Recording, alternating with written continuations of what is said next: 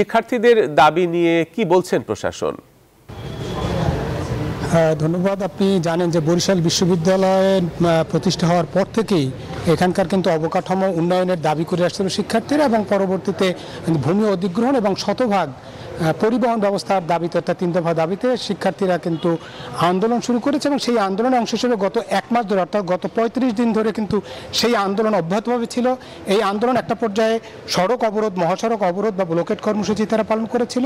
এবং তারপরেও যেহেতু ইউজিসি থেকে সেরকম কোনো আশ্বাস না মেলায়, তারা আজকে গত রাত্র থেকে কিন্তু বিশ্ববিদ্যালয়ের শিক্ষার্থীরা গণ অনশন কর্মসূচি পালন করেছেন।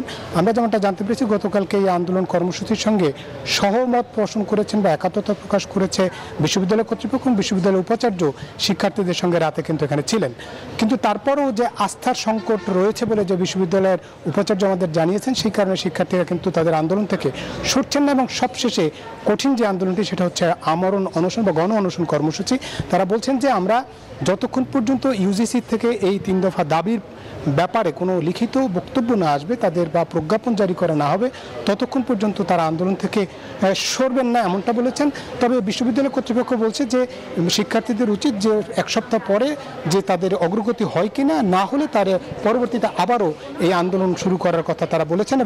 এবং তারা বলেছেন যে মূলত তারাও এই আন্দোলনের সঙ্গে একাত্মতা প্রকাশ করেন। এটি অবকাঠামো উন্নয়ন হওয়া দরকার, পরিবহন ব্যবস্থার আরও বাড়া দরকার, এবং একই সঙ্গে যে ভূমি অধিগ্রহণ করা দরকার, এটা তাদের দাবি। সুতরাং এটি হবে এমনটাই আশ্বাস দিচ্ছেন কর্তৃপক্ষ।